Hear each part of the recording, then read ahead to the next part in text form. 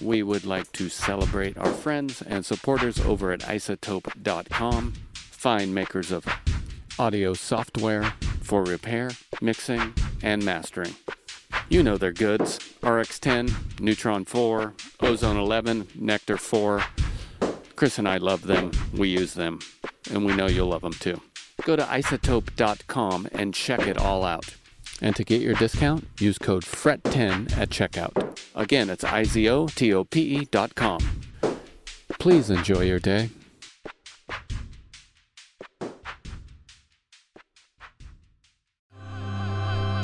Hatis, how are you doing? I'm good. Thank you. How are you? I'm good. Sorry for a little technical difficulty there, a little stressful, but No problem. thanks for your patience. Where are you? I'm at the moment in London. I'm leaving tomorrow to Germany for sure.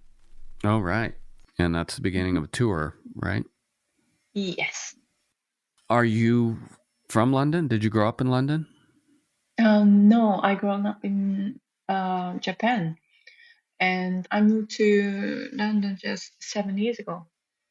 What do you think of London these days? I haven't been in about 3 years. How is it?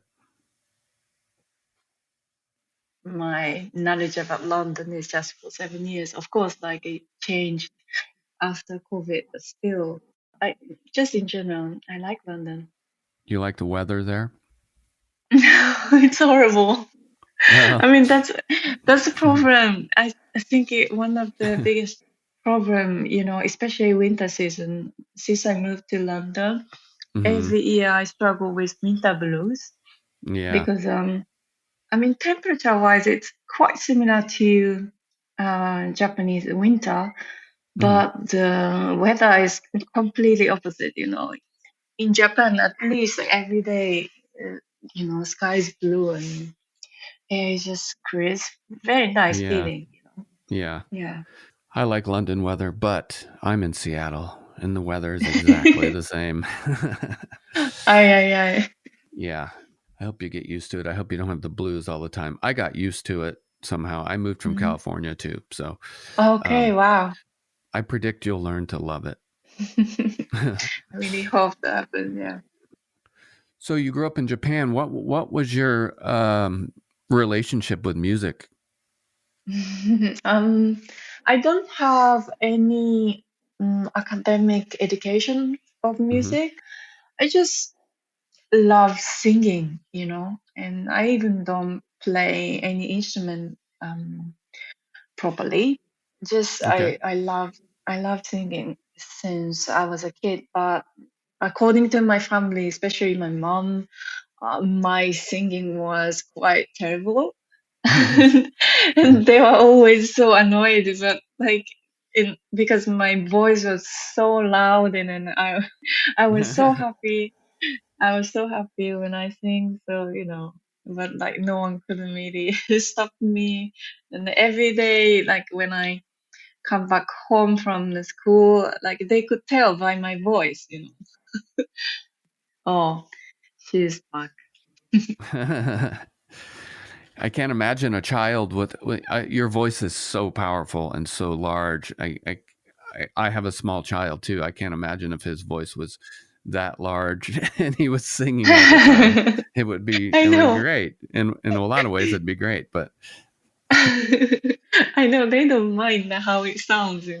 Just they really enjoy that. Yeah. So you say you don't really play any other instruments. Your voice is your instrument. When did you realize that your voice was your instrument, or the instrument you wanted to dedicate your expression to? Yeah, even though I just really loved singing since I was really tiny kid.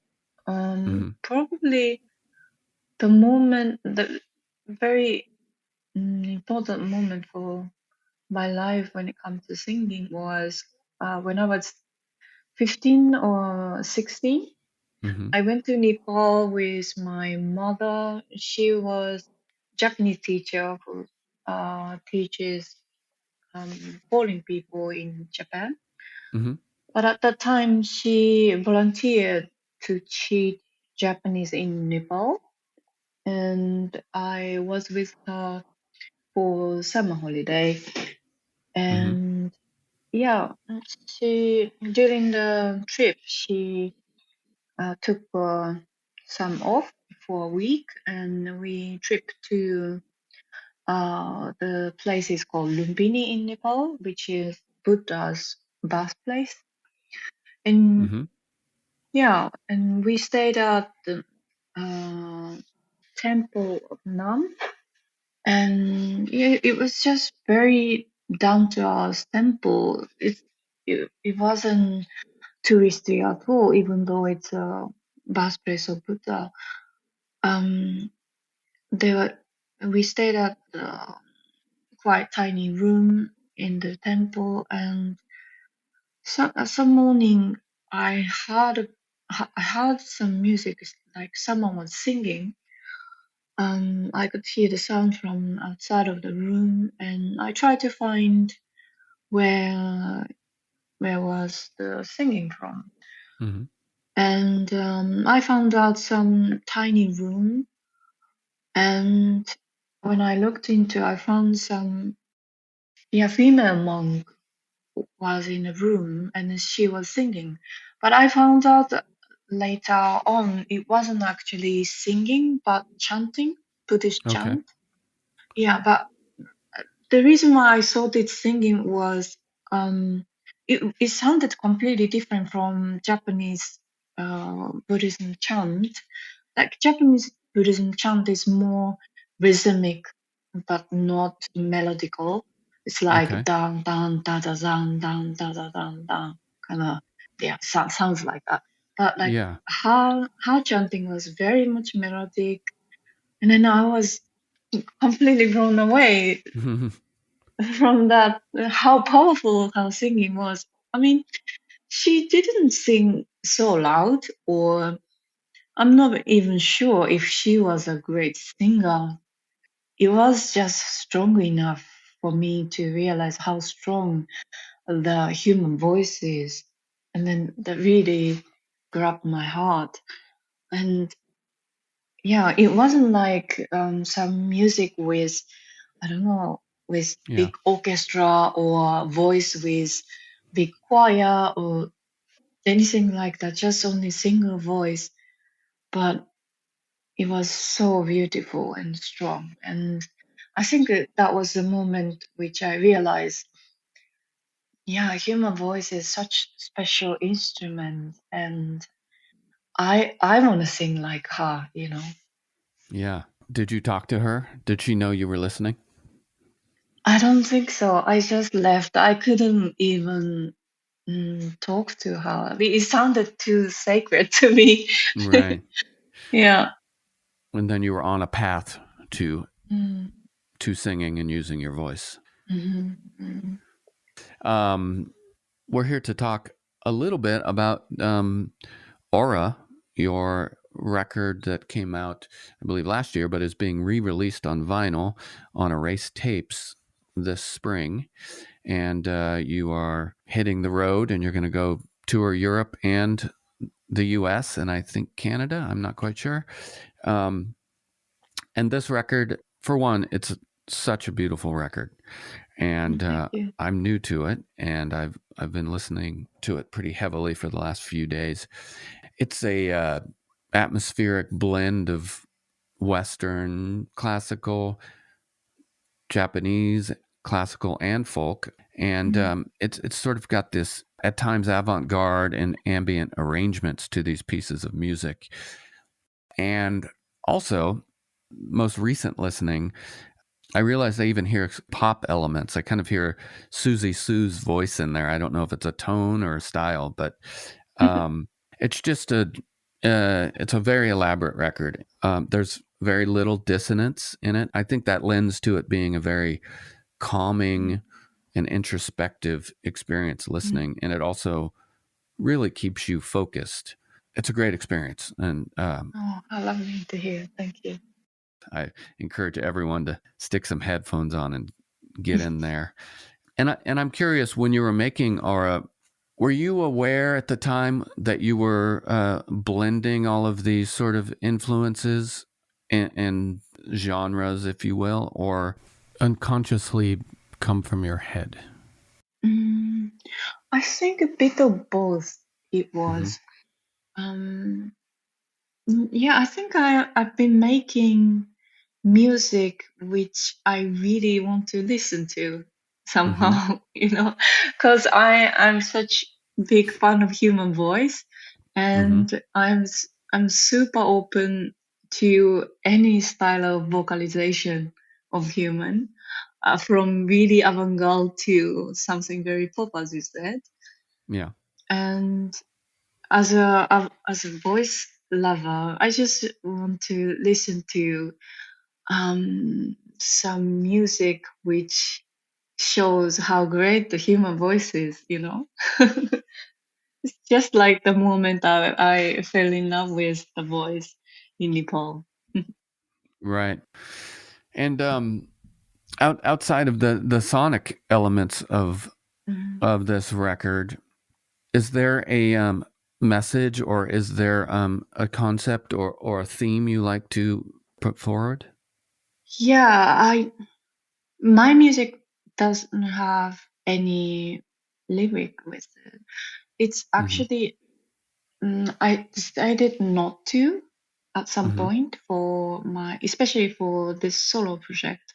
I sometimes collaborate with other artists, and for those project, I sometimes use really mainly in Japanese. But for my solo project, Hatis Noit, I decided not to use any word because first, I think there are so many things that cannot be described by words so well. And for those things is actually I really want to describe by music the most. You know, for Mm-hmm. instance, yeah, I sometimes imagine the feeling when I was born and when I was a newly born baby and I was holded my mom's arms, and yeah, when that time the sensation I felt, the touch of my mom's skin, its humidity and temperature, and the feeling of being loved and looked after by my mom, it's it's not verbally conveyed, but like through all senses I have, I was definitely feeling all of those information. And this kind of sensation, I don't think, I mean, at least I cannot describe by words. Yeah. And music is, for me, perfect language for it to translate that sensation into other information.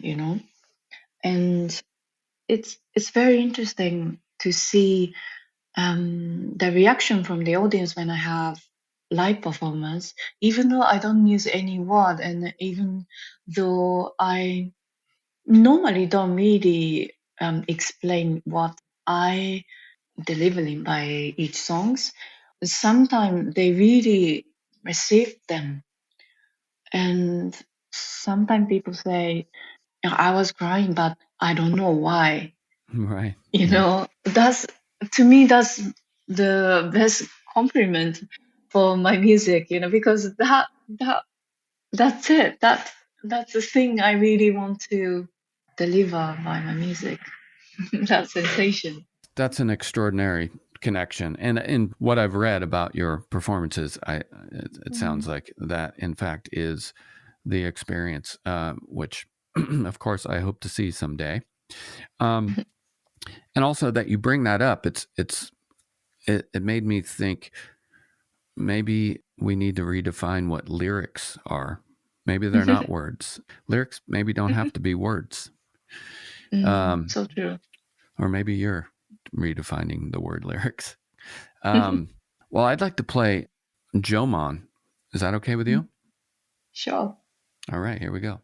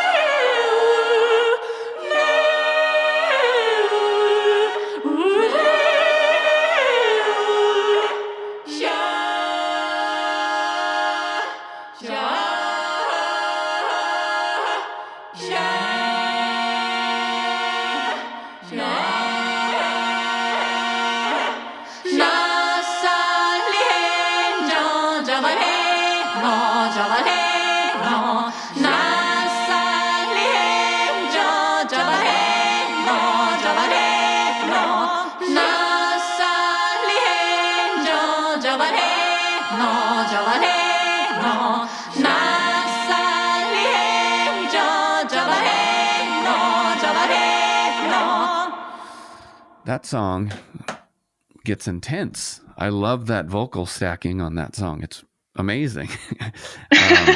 Thank you. It is great. I often listen to music when I'm driving, and Mm, I pulled over and rewound the section where the vocal, I think, is stacking. I don't know if it's panning or yeah, what yeah. it's doing, but it really gets intense, and um it reminds me of like Steve Reich, or Mm, where there's like an overtone that almost mimics a mm. different instrument. And Mhm. my experience for this was I kept hearing tape machine with your stacking Ah, vocals, like cool. like spinning up and stuff. It's amazing. I think I'm shouting at you. Sorry, I got excited.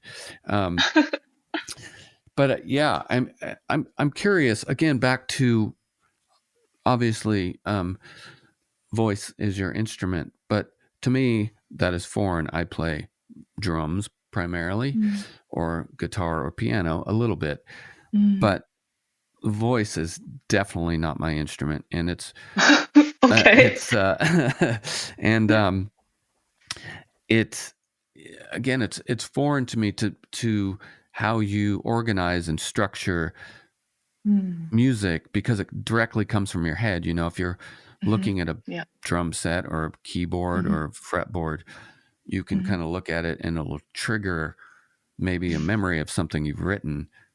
mm, How is it organized in your head, vocal music? And I mean, really, how do you write and record is really kind of the big question. mm.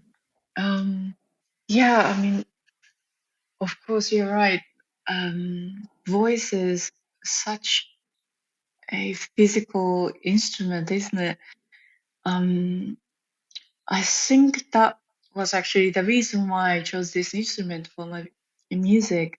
Because it's the most intimate instrument of human, because Mm-hmm. this instrument is within our body. So when we use this instrument, we really, really need to connect to ourselves, our body, and our mind and energy inside of us. Like it's really needed, and that's that's what I like actually about voice, because every time I sing, it's such a therapeutic experience for me. Singing is very essential thing, or using voice is very essential thing to our being. And especially, I clearly remember when I made this song Jomon. Um, it was in the middle of lockdown in London. At the time, I was so depressed. I totally like it dried up. I felt like a mummy in the British Museum. Like I couldn't feel anything. I didn't even know what I want to eat today, or what I want to do next, or what I am feeling at all. Like the world seems so gray, and myself, my body, my entire being was completely like dead at the time. And of course, I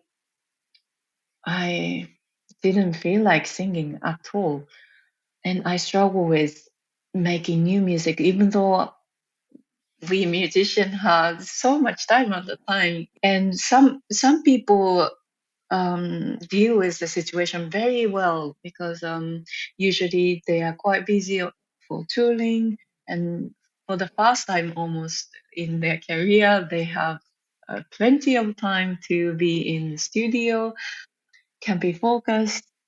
But like for me, it didn't work like that. I spent almost doing nothing for those long lockdown time in Mm-hmm. London.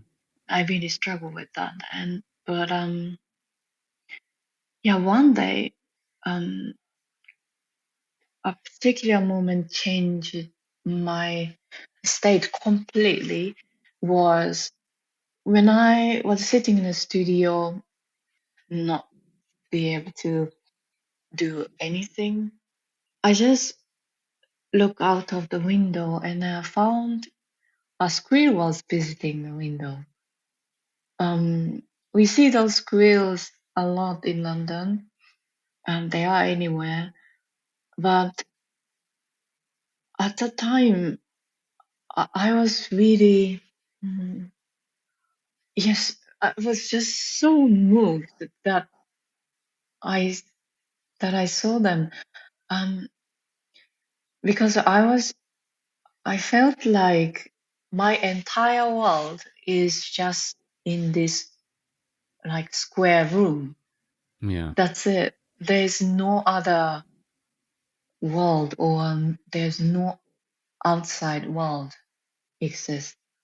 And when I saw this squirrel visiting at the window, I just, yeah, at that moment, all of a sudden I was it made me realize, oh, okay, the world still exists outside of this Yeah. window, and those squirrel and then wild animals and birds and even not only creatures but also wind still blows, and the trees are shaking by the wind, and air flows, and the animals are still there, and I Yeah. just realized, okay, it seems like end of the world to me, but for those, from the perspective of nature, it's nothing. Right. Like it's it still continues beautifully. Nature is still beautiful. Those wild animals are still so alive, like vibrant. And that moment, I remember, I still live. I am still alive, and I have this body. I just instantly realize and remember, okay, I still live. Um, Finally, I could sing again, and I was just by chance singing this song, Jomon. I always make music by improvisation at first. Mm-hmm. So, yeah, this whole, especially this harmony thing, like slightly, dissonant, that represent probably the vast energy inside our body, or like bloodstream or anything. And the title Jomon is from the specific period of Japan, Jomon era. It's a prehistorical era in Japan. At the time, people still do um, hunter and gathering. And one of my favorite Japanese artists is called Taro Okamoto. He was very much inspired by this era Jomon.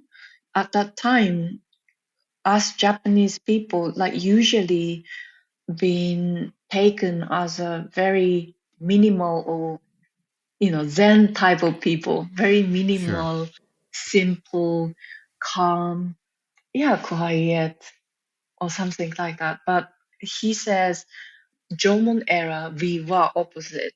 He believes we were more vibrant, with full of energy, and yeah, living with those wild energy and animals and spirits. And at that time, we were all connected to that in a very wide way. So the title Jomon come to this song to represent that primal energy of us being.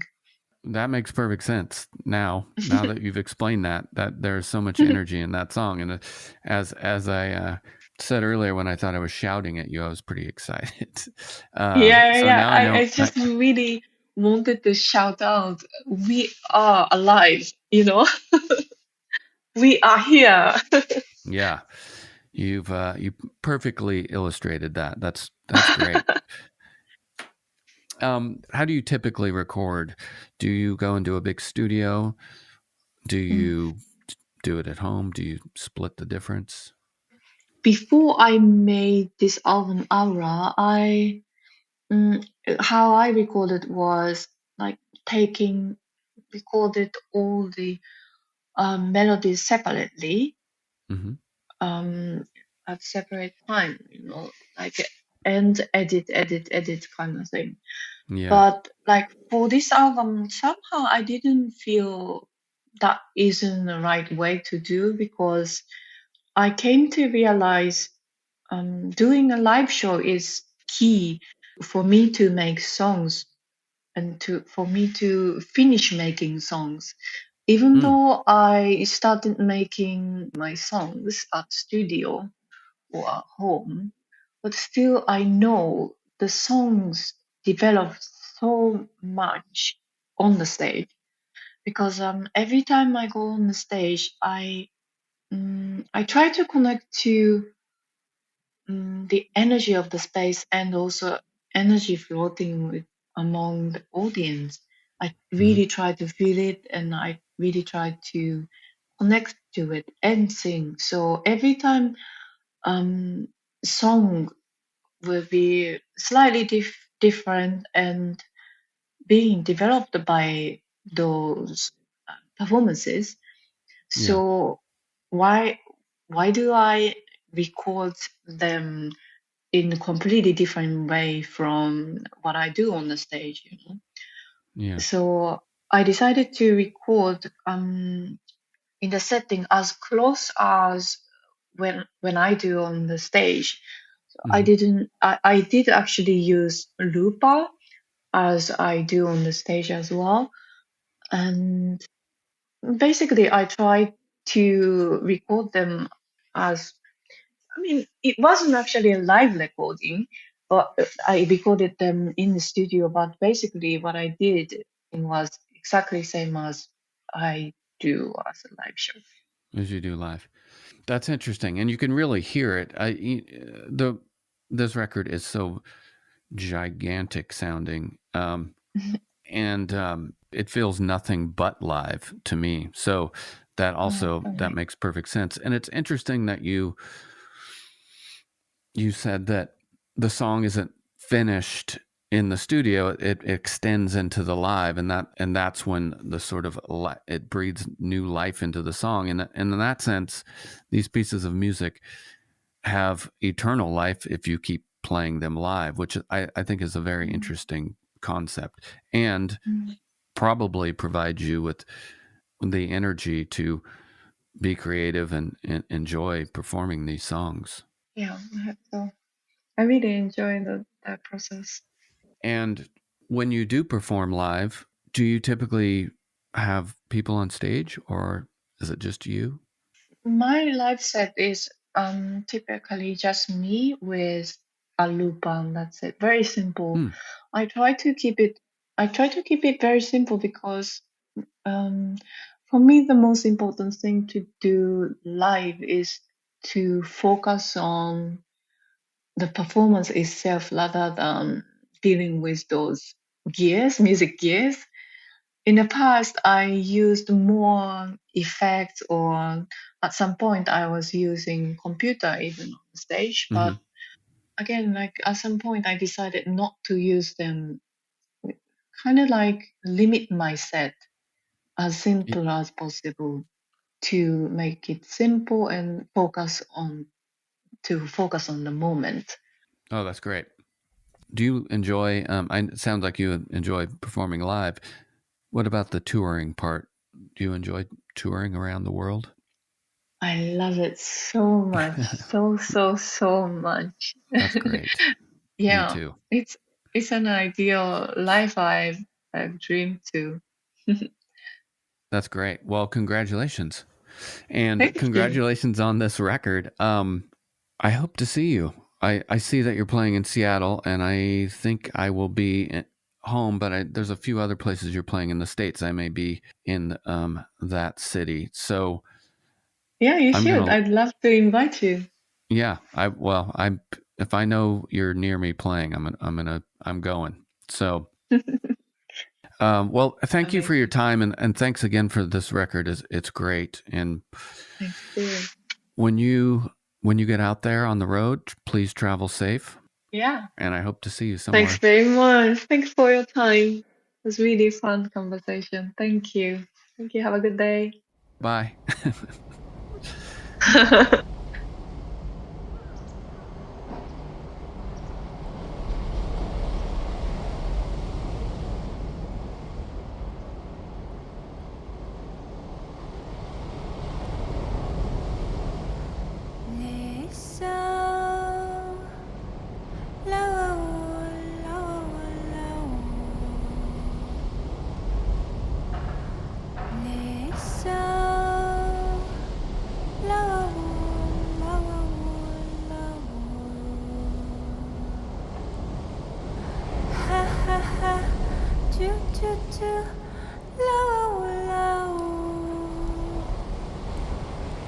ha ha, choo choo choo.